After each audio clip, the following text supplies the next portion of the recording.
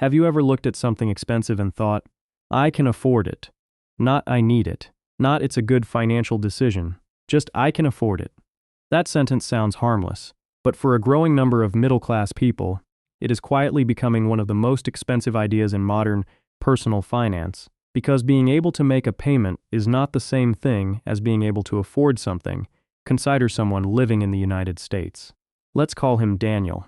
Daniel earns around $6,000 a month after taxes. On paper, that's a decent income. His rent is $1,800. His car payment is $650. Insurance and fuel bring the car's monthly cost closer to $950. Student loan payments cost another $350. Then there is a phone bill, internet, groceries, subscriptions, eating out, and the occasional weekend away. After all of that, Daniel still has money left.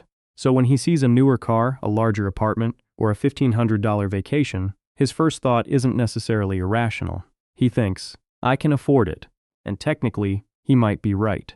But this is where the problem begins. Let's say Daniel upgrades his lifestyle by another $700 a month. Maybe it's a more expensive car.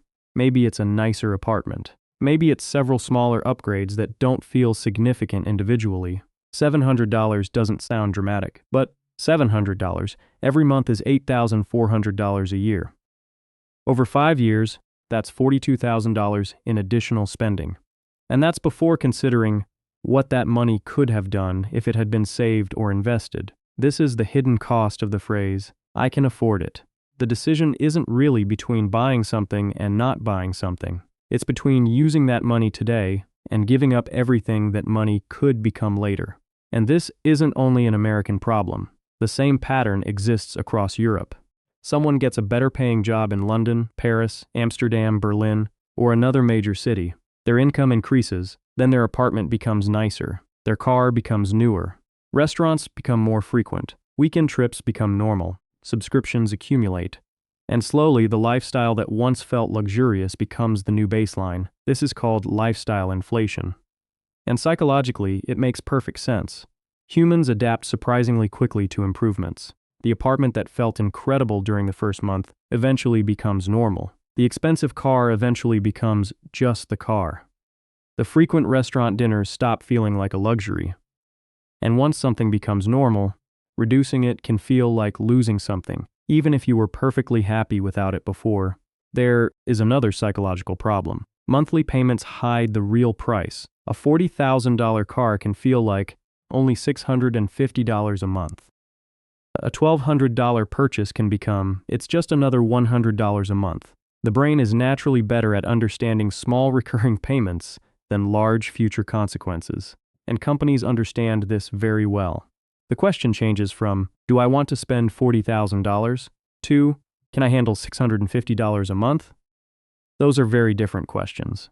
Now imagine someone earning $6,000 after tax. They spend $2,000 on housing, $950 on transportation, $350 on student loans, $500 on groceries, $300 on utilities, phone and subscriptions, $500 on entertainment and eating out. Suddenly, more than $4,500 has already disappeared. There is still $1,500 left. That sounds comfortable, until another payment appears, then another.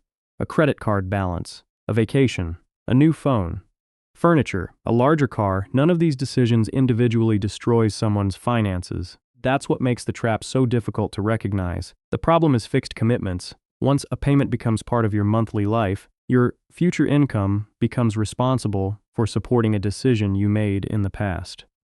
And this is where financially intelligent people often think differently. They don't necessarily ask, can I afford the monthly payment? They ask, what percentage of my future income am I committing to this? They understand that flexibility has financial value. Having fewer mandatory payments means having more choices. It means a job change is less frightening. An unexpected expense is easier to handle. Saving becomes easier. And perhaps most importantly, a pay raise doesn't automatically need to become a lifestyle upgrade. Imagine Daniel receives a $700 monthly raise. He could immediately turn that raise into a larger apartment, a newer car, and more spending. Or he could allow his lifestyle to increase only slightly and keep most of the difference. Nothing dramatic happens overnight, but 5 or 10 years later, the difference can be enormous. This is the uncomfortable part of personal finance.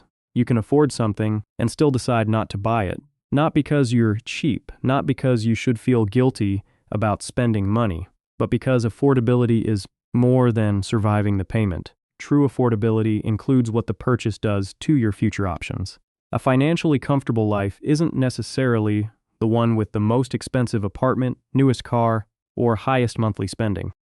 Sometimes it's the life where your income has room to breathe. So the next time you see something and think, I can afford it, pause for a moment and ask a slightly different question. If I keep choosing this lifestyle, what will it cost me 5 years from now?